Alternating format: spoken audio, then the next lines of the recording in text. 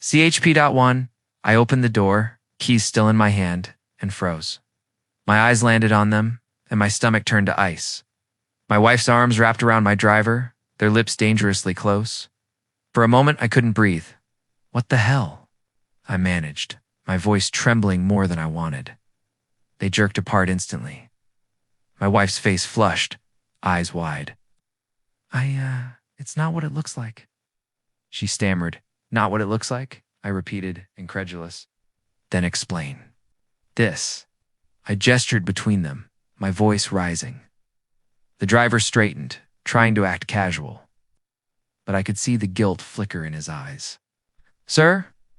I stop. I shouted, my chest tight. Don't you dare lie to me. My wife bit her lip, avoiding my gaze. I didn't mean for you to come home early. Her voice faltered. You were what? Planning this behind my back? I clenched my fists, my nails digging into my palms. I trusted you. She moved a step closer, reaching out. Please calm down. It wasn't like you think. It wasn't like I think. I barked, cutting her off. You're kissing my driver in our bedroom? Why the hell is that anything? But betrayal? The driver shifted nervously. Sir, I don't want excuses, I said, my voice low, trembling with anger. I want the truth. Did you even think about what this would do to me? My wife's eyes glistened, but I couldn't tell if it was fear or regret. I made a mistake. I didn't mean for it to go this far. Mistake. I laughed bitterly, shaking my head. A mistake. You call this a mistake? Everything we've built, everything we've shared, and you throw it away for what? I felt lonely. I thought her voice broke, and I wanted to hate her for sounding so human, so vulnerable. Felt lonely. I snapped. You could have talked to me. You could have done anything but this. My chest ached with a mix of anger and disbelief. The driver tried to interject. Sir, please, just listen. Listen to what?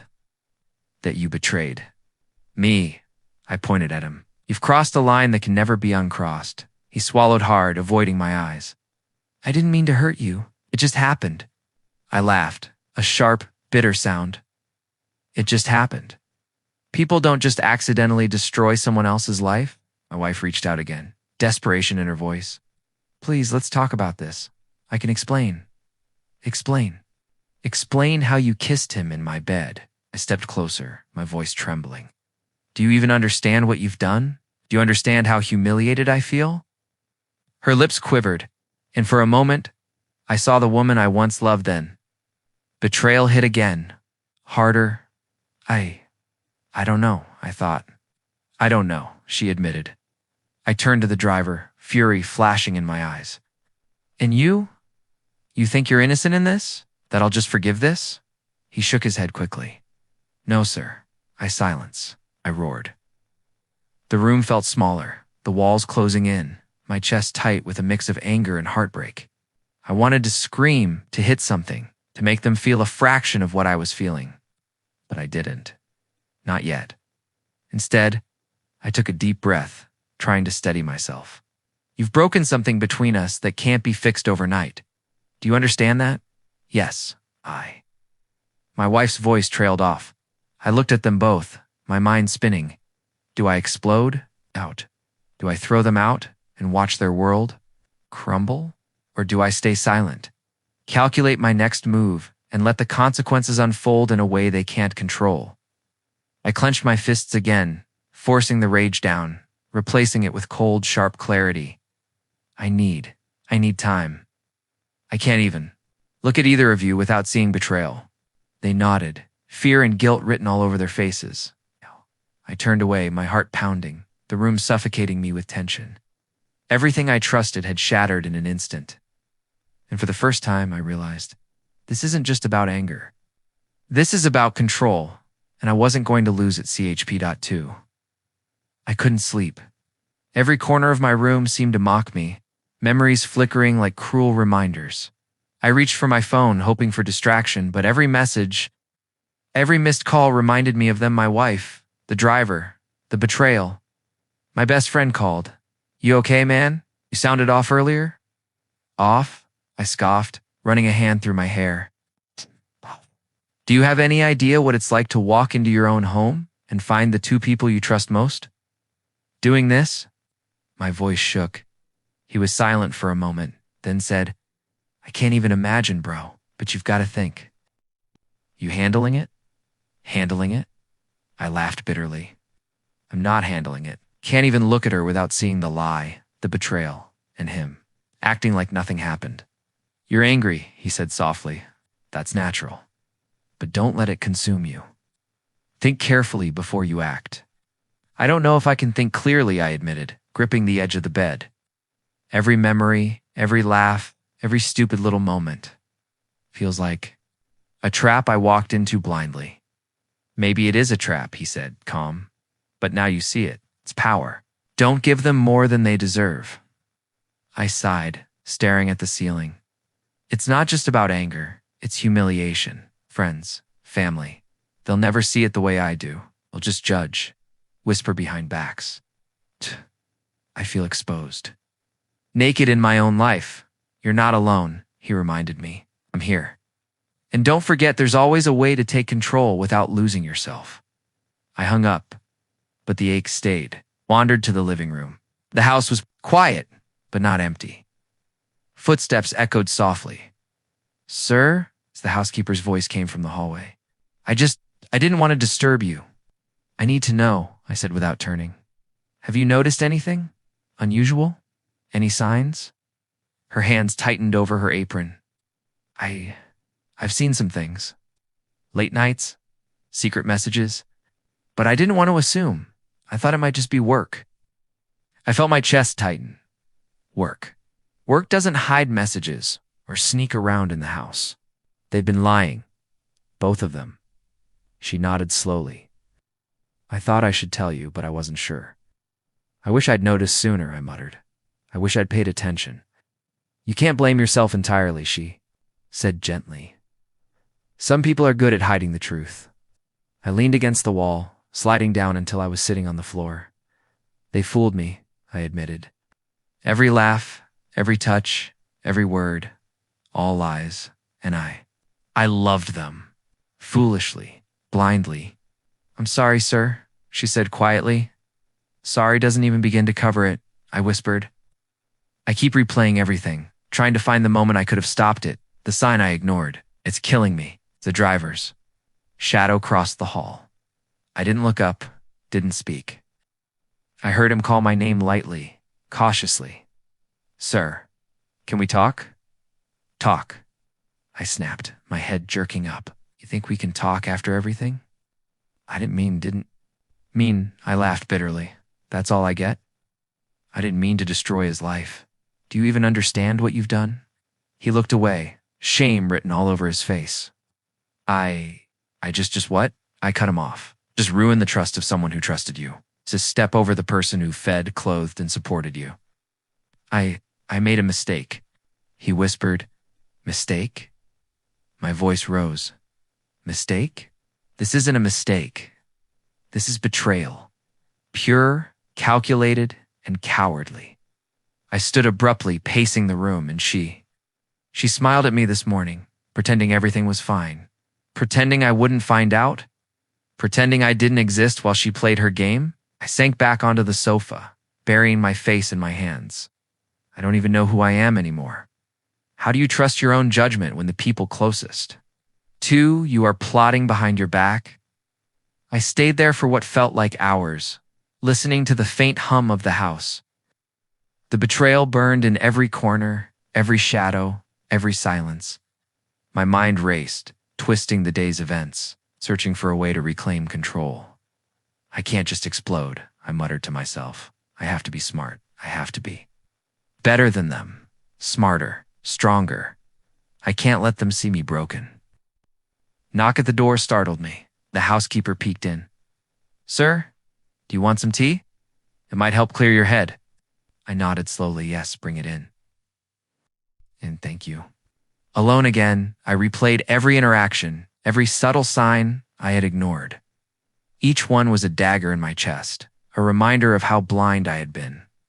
But beneath the pain, beneath the humiliation, A small spark of clarity began to grow. Wasn't just punishment, it was taking back my life, reclaiming my dignity. CHP.3, I returned to work the next day as if nothing had happened. My colleagues noticed, of course. You okay? Raj, my colleague asked cautiously as I poured coffee. I'm fine, I said, keeping my tone casual. Just tired, he raised. An eyebrow? You seemed different. Calm, but sharp. Did something happen? I smiled faintly, nothing worth mentioning. Inside, every nerve was tense, every thought focused. I wasn't different. I was calculating, observing, every glance, every word. Every small movement from my wife or driver back home was a puzzle I needed to solve. Later at lunch, Raj tried. Again, you're avoiding her calls? I nodded, stirring my soup. I'm not ignoring. I'm managing priorities. You've changed, he said quietly. There's an edge now. That's life, I replied, though my mind was replaying every lie, every betrayal. Back at home, she appeared, smiling, carrying a tray of tea. You look tired, she said, voice soft. I thought you could use this. I glanced at her without emotion. Thank you. I didn't reach for it. I didn't smile. Let the tray sit there, untouched. Her face faltered. Aren't you going to drink it? I'm not thirsty, I said evenly, letting silence stretch. Tension hit her like a physical blow. Guilt flickered across her eyes. I had no intention of comforting her. It's not yet. The driver passed by, pretending casualness. Sir, need help with anything? I shook my head. No, everything's fine. I've got it handled. He hesitated, sensing the shift. If you say so. I did. And I let the silence do the rest. Every ignored gesture, every unacknowledged smile, every polite word I withheld was a small blade. Karma, I realized, didn't always need shouting. It worked quietly, methodically. Raj called later, walking beside me to the parking lot. You're not reacting to anything. Not to her, not to him. It's impressive in a scary way. Right. Smirked faintly. Sometimes the best reaction is no reaction at all. Let them think they have control. Watch them underestimate you. He nodded slowly. I see. So you're planning something? I'm watching, I said, lowering my voice and waiting, observing cracks, not forcing it. Let them reveal themselves. At dinner, she tried again. I thought maybe we could talk. I didn't look up from my plate. We can talk later. Maybe tomorrow. Tomorrow, she pressed. You can't just ignore it forever. I can, I said calmly, cutting through her panic. And I will, till I know exactly what I need to do, until I know the truth about everything. Her shoulders sagged. You're different now. I don't understand it. I sipped my water slowly. You'll understand soon enough. The driver lingered by the kitchen doorway. Sir, I think maybe I overstepped you did, I said, voice low, controlled. But that's not for me to decide how to punish. That's for life to handle. He swallowed, unease growing. Life. Yes, life, I repeated. And I've started paying attention to details you didn't notice, things you assumed I wouldn't see. The next few days were a game of silent observation. I'd watched her fidget, check her phone, hide messages. I'd watched him stumble over lies when he thought I wasn't looking. Every glance, every smirk, every word became data for the plan forming in my mind. Raj noticed the change in me again. You're not reacting, he said over lunch.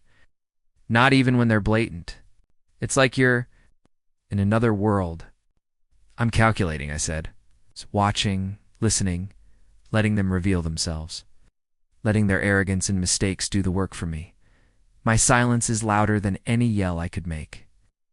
Later, I stood in the hallway at home, hearing her whisper into her phone.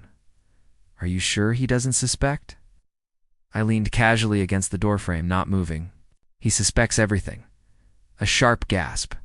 She spun, startled. The driver appeared beside her, eyes wide. I smiled faintly, controlled. I hear more than you think. I see more than you believe. And you underestimate me, big mistake. It froze, caught in my gaze. My silence had done its work. The tension hung thick, suffocating, and I realized the upper hand was mine. Quietly, methodically, I was already winning. CHP, for I started small. Almost imperceptibly, like a shadow moving through their lives, sir. You look different, my colleague Raj said over coffee. More calculated, are you? Okay. Fine, I replied lightly, but my mind was already elsewhere, replaying her subtle smiles, his sly glances. Just paying more attention. Back at home, she tried again. I thought maybe we could. Not now, I interrupted, voice calm. Later, I have things to think through. Her lips pressed into a thin line. You've changed. Something's different. Maybe, I said softly. I'm just observing. I began documenting everything. Secret messages, whispers, fleeting touches, each became a thread in the web I was weaving. The driver made the first mistake. He laughed too loud at a friend's joke, thinking I wasn't listening. I wrote it down. Later, I subtly mentioned it to Raj. Funny, isn't it? How people show their arrogance when they think no one's paying attention? Raj nodded slowly. You're planning something, aren't you? Observation, I said. But yes, something. Slowly. My wife noticed the shift. She started testing me, asking questions that used to feel innocent. Did you see the email from work? Yes, I said evenly. I did. Thanks for telling me. Her smile faltered, and I let it. That faltering smile was guilt, and I collected it like evidence. The driver, meanwhile, tried to maintain control. Sir, do you want me to handle this? No, I said, my tone quiet but firm. I've got it. His confidence cracked slightly, and I stored that too. Power is quiet. Power is observation. I reached out to a family member, subtle and cautious. I need advice, I said. Not judgment, not emotion, just practical guidance. They nodded. I understand. Be careful. You've been hurt, yes, but make sure you don't cross lines you can't come back from. Aware, I assured them. But humiliation has its own rules. Can't ignore it. Meanwhile, I enlisted the help of a lawyer, not for confrontation, yet just advice. I want options, I said. Legal leverage, financial clarity. I need to know my position. The lawyer listened quietly. You're in a sensitive spot. Strategy matters more than emotion. Keep evidence, document behavior, and don't act rashly. I'm aware, I repeated. I don't want rash. I want inevitable. Every laugh they shared, every subtle touch became ammunition. I noted how she lingered near him, how he tried to meet my gaze and falter. I watched, silently, letting it all build. One evening, I confronted the housekeeper gently. Have you seen them together lately? Anything unusual? She hesitated. They're careful, but sometimes small things. Messages they try to hide, sneaky glances. I thought, maybe you already knew. I know more than they think, I said. Softly. I'm listening, watching, collecting. Everything counts. My wife tried distraction again. I thought maybe you'd forgive me if I let her words hang in the air. Forgive, I whispered. You don't get forgiveness yet. You need understanding first. Understanding that every action has consequences, and I'm no longer blind to yours. The driver moved closer. Sir, maybe you should silence, I said firmly. Every word you speak now is evidence. I'm noting everything. Don't test me. Days passed. I orchestrated small slips, casual remark to friends about honesty and integrity, knowing they would relay it. Funny, I said aloud in front of a few acquaintances, how some people think small lies won't be noticed. Their reactions were subtle, but I watched. I saw guilt flicker across her face. I saw arrogance crack slightly in his. Each minor tremor fed my growing confidence. Raj noticed again. You're in control now, aren't you? Not angry, not desperate, just calculating. Yes, I admitted, that's the key. Anger is temporary. Observation is permanent. Let them reveal themselves. I spoke to the lawyer again. I need advice on subtle leverage. Not exposure yet, just preparation. Timing is everything. The lawyer nodded. Careful. One wrong move and it backfires. Keep everything documented. Evidence is power. I understand, I said. I'm not impulsive anymore. Every step is deliberate. Every reaction measured. The family member warned me again. Don't let revenge consume you. You're strong, but don't lose yourself in this. I'm not losing myself, I insisted. I'm reclaiming it. Every step is for control, for dignity, for power they thought they could steal. At night, I sat alone in my study, reviewing messages, noting glances, collecting evidence. The house was silent, except for the faint hum of the refrigerator. I smiled faintly. Karma was quiet, slow, but inevitable. And I was the hand guiding it. The first cracks appeared. He underestimated me. She underestimated me. Both thought my silence was weakness. I allowed it, collecting patience like a weapon. Each day sharpened my mind, and for the first time since the betrayal, I felt a thrill not of anger, but of regained control. I will win, I whispered to myself, not by shouting, not by striking, but by letting truth and patience do their work, by letting them reveal themselves. And in that quiet, deliberate calm, I realized the game had begun and I was already ahead. The day had come. I had planned it meticulously, every detail calculated to expose them without giving them a chance to spin lies. Are you ready for this? Raj asked, eyes sharp as we approached the gathering at my property. I'm ready, I said evenly, though my stomach was tight. They'll reveal themselves without me saying a word. She appeared first, arriving in her usual elegance, smiling as if the world hadn't shifted beneath her. The driver followed, posture stiff, arrogance attempting to mask unease. Everything's fine, she whispered to him. Just stay calm. I ignored them, greeting neighbors and community members, keeping my voice light. Good afternoon, everyone. Thank you for coming. Their murmurs faded as people mingled. I moved strategically, letting them relax while subtly planting seeds of doubt. Small questions here, casual observations there, all public. I said loudly to a neighbor how some people can seem so perfect in front of others, yet completely careless when they think no one is watching. I watched her face tighten, caught between charm and guilt. He faltered slightly, glancing at me. I let my gaze linger, cold and deliberate. A friend approached. Are you okay? You seem calm, but something's off. I'm fine, I said lightly, just noticing patterns. Some people underestimate others. She stepped closer, voice low and sweet. What patterns? Patterns of arrogance, I said, smiling faintly. Right. When someone believes they're untouchable, their actions betray them. It's fascinating. The driver laughed nervously. Sir, are you implying yes? I said, cutting him off softly. I'm implying that hiding behind lies rarely works in public. Eventually, everyone sees the cracks. She tried to interject, voice honeyed. You're overthinking, I don't think, I said evenly. I observe, and I notice everything. Every glance, every word, every hidden smile. People show who they are when they're careless.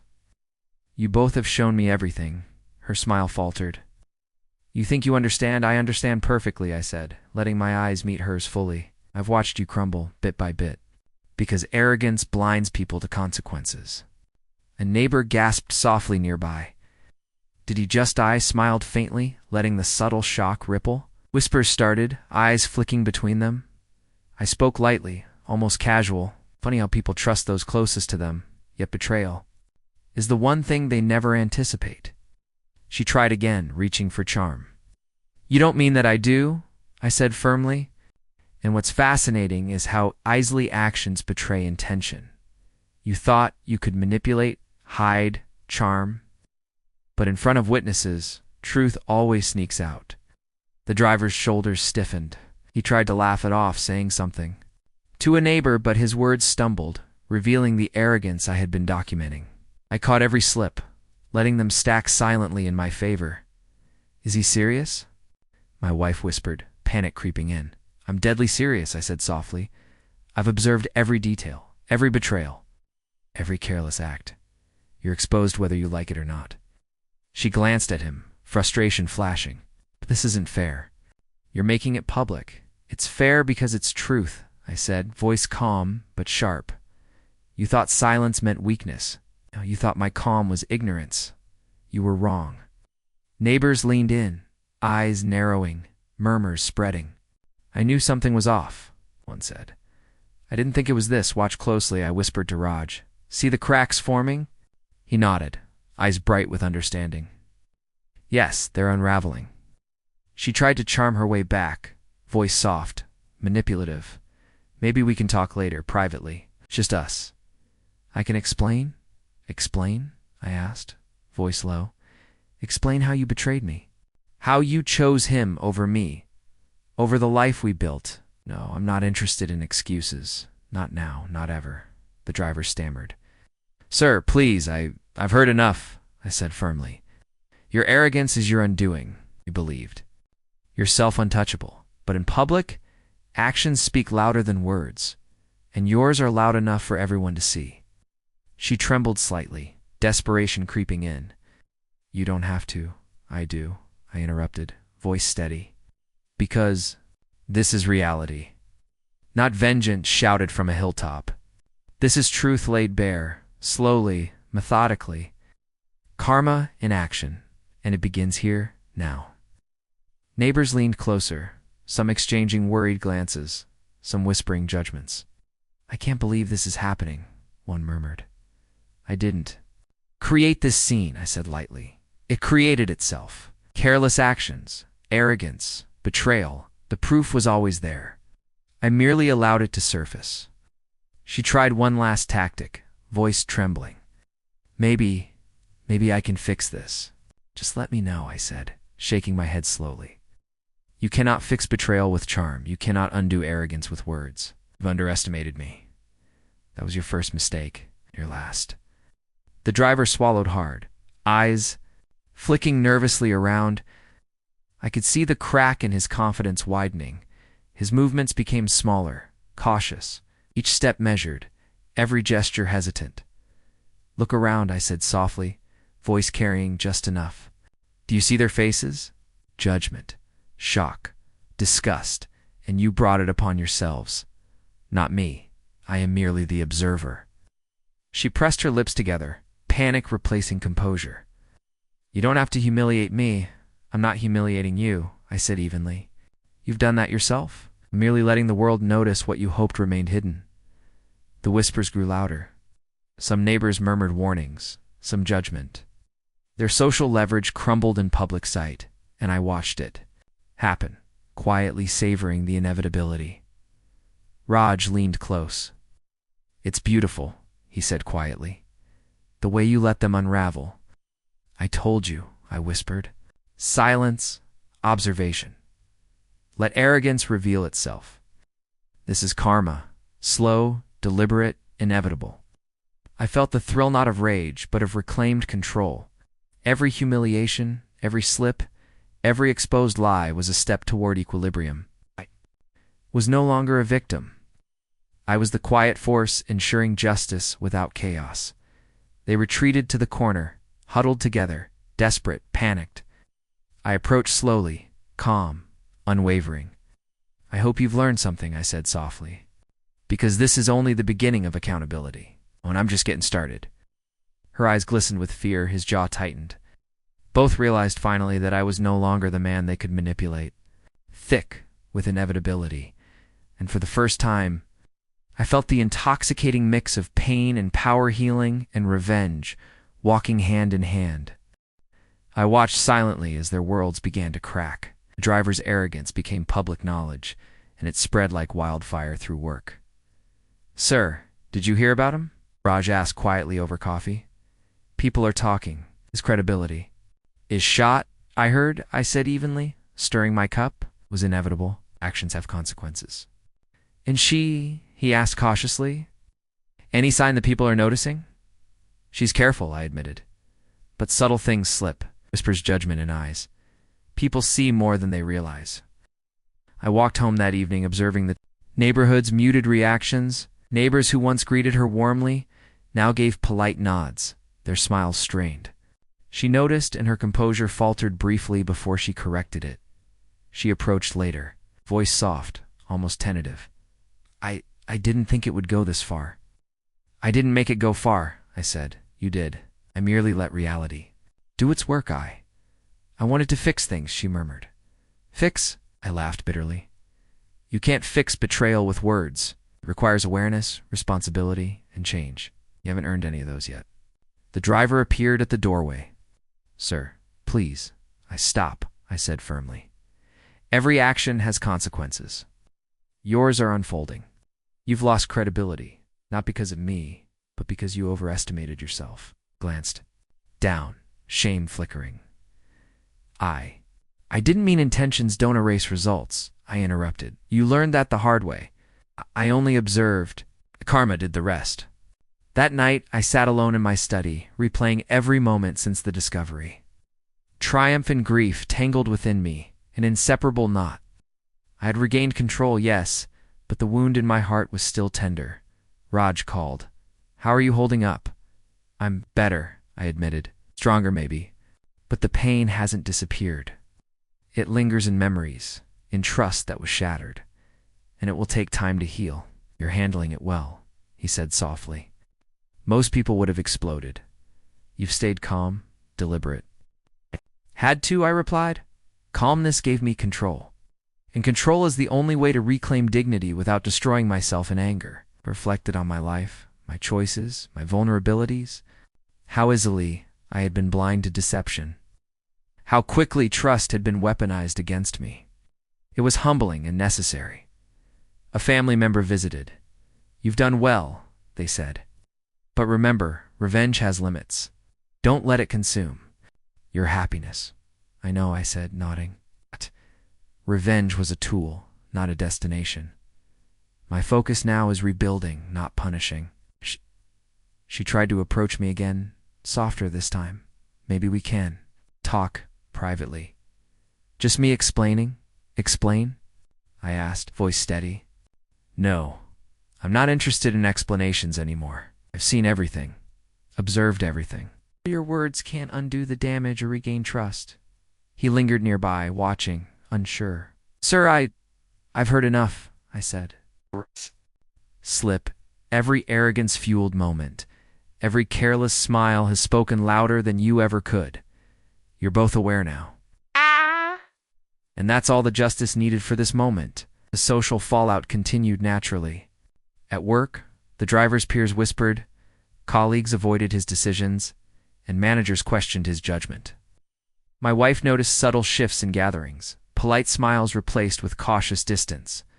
Their confidence had cracked, yet I felt no glee in their suffering, only clarity. Revenge had served its purpose, restoring my dignity and power. The thrill of control was tempered by the lingering grief of betrayal, reminding me that emotional restoration was as vital as social restoration. Created new routines, early mornings, long walks, work projects, small acts of self-care. Each step rebuilt my life piece by piece. Raj noticed the change. You seem peaceful now, he said one morning. Stronger, I'm admitted. I've realized that power over others is fleeting, but control over myself is permanent. I can't undo the past, but I can guide my present and future. Friends offered support, their voices grounding me. You deserved clarity, one said, and you got it. Now focus on you.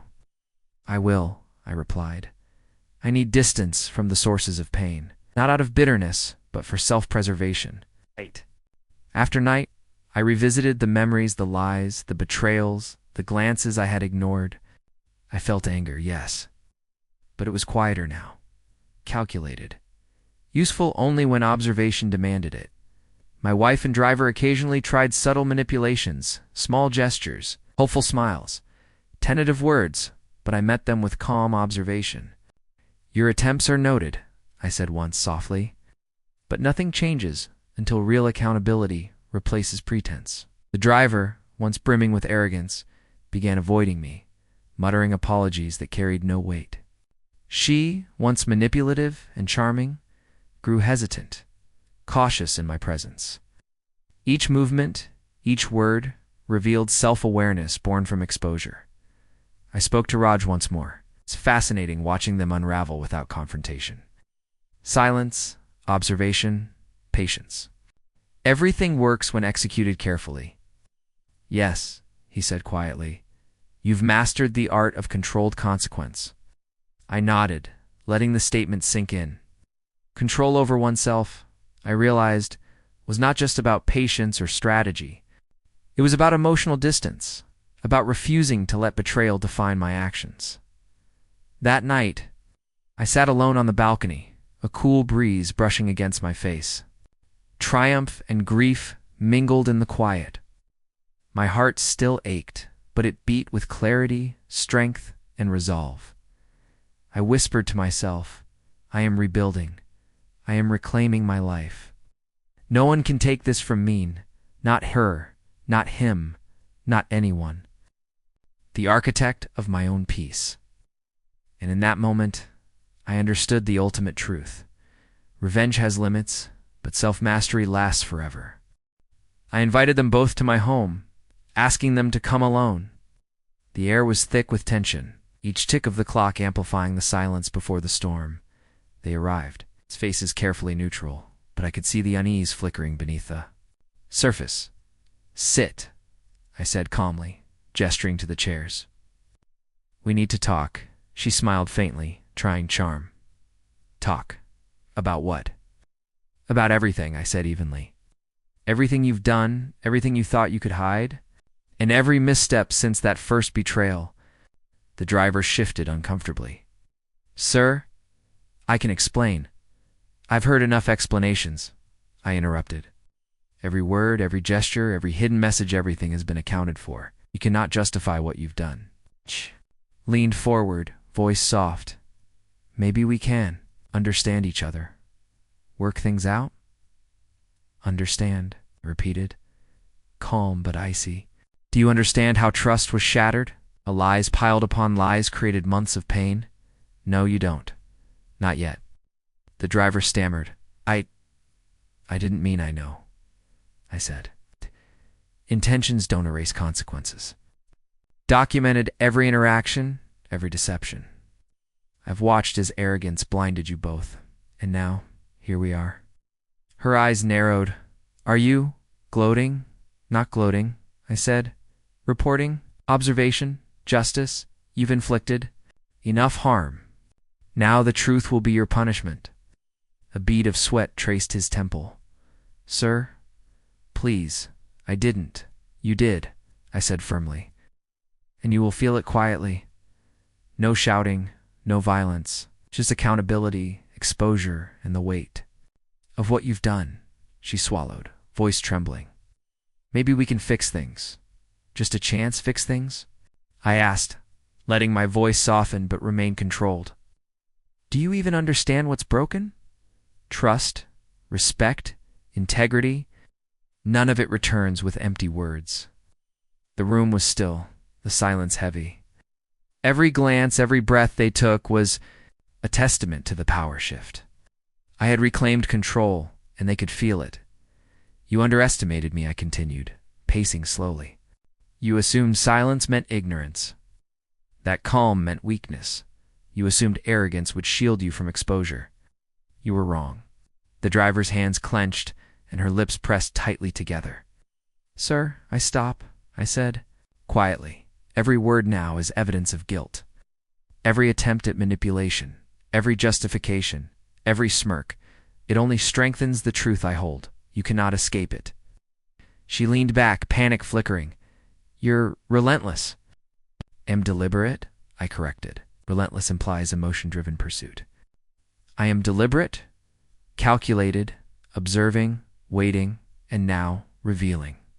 The driver's shoulders slumped, his confidence crumbling under the weight of reality. I had orchestrated months of subtle exposure, careful documentation, and social leverage. And now, the moment of reckoning had arrived.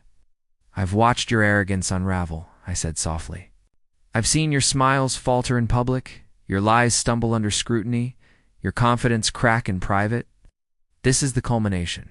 Not vengeance, not rage, just truth. She tried one last time, voice almost pleading. You don't have to destroy us completely. We can. We can make amends. Amends require understanding, accountability, and change, I said. I've given you none of these by choice. You must earn them, and actions, not words, determine whether they are deserved. At the driver's face grew pale, sir. The humiliation. I didn't mean you did, I said calmly, and the humiliation is yours alone to bear. I am not the instrument. I am the observer. Justice does not require me to act violently. Alone suffices. She shivered slightly. You're not angry? I am beyond anger, I said, voice steady. Anger is fleeting, destructive. I have replaced it with clarity, control, and closure. The weight of what you've done is enough punishment. I don't need to add to it. The room was thick with silence now. They both avoided my gaze, trapped by the inevitable reflection of their own actions. Every hesitation, every falter, every stammer became a mirror of the betrayal they had caused.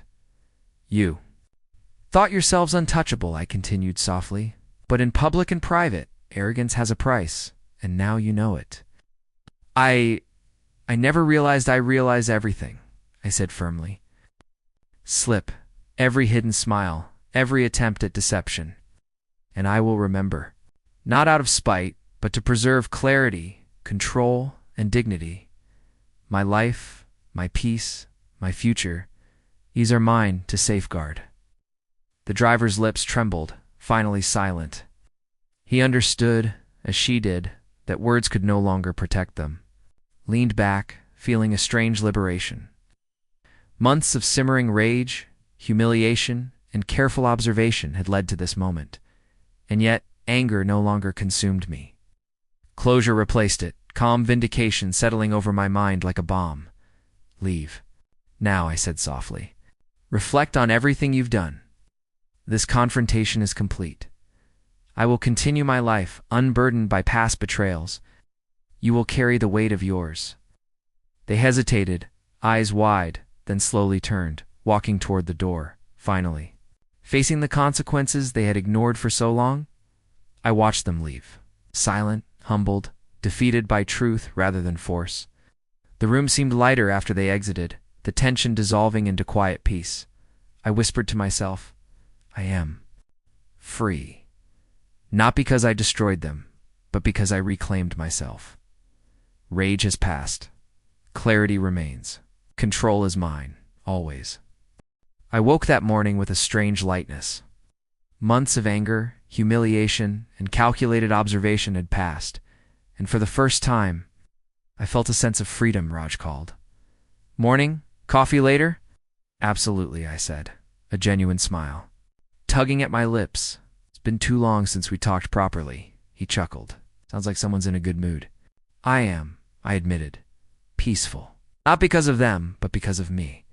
I've reclaimed control. That's what matters. Later, I met an old friend at the park. I barely recognized you, they said, eyes wide. You seem lighter. Am I? Said.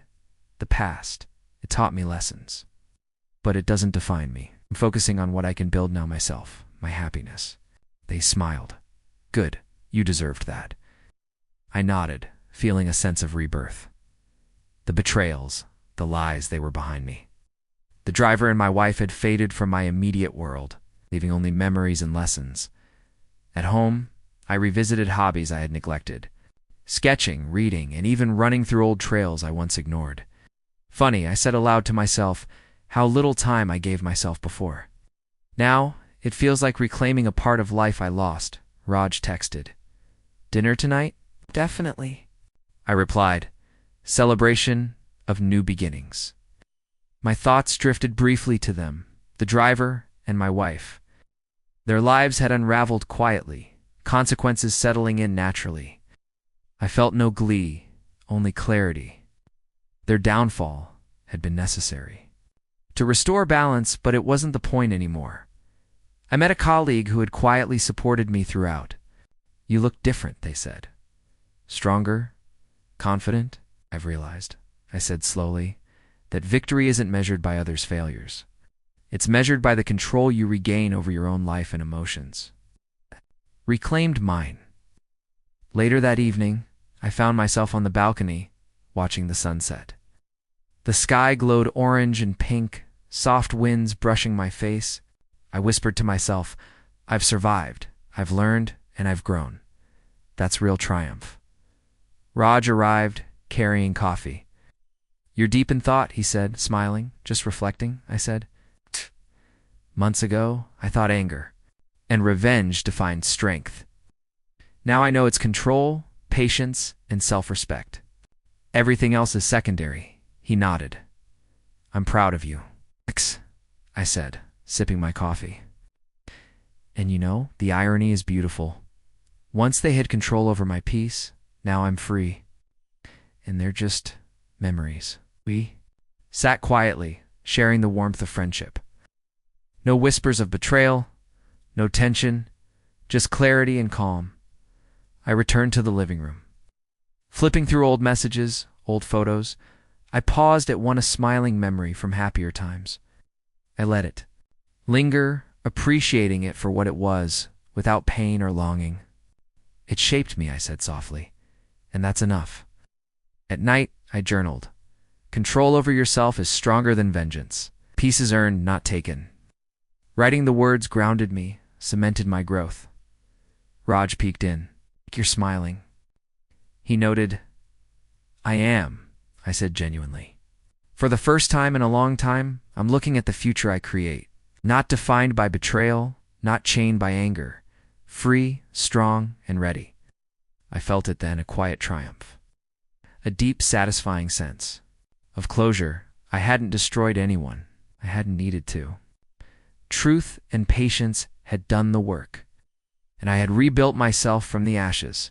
I whispered again, quietly, almost to the night itself. This is real victory. Control, peace, and life lived on my terms. No one can take this from me. The room felt lighter, the world calmer, and my heart at ease. I finally smiled, unguarded, ready for the life I would shape myself.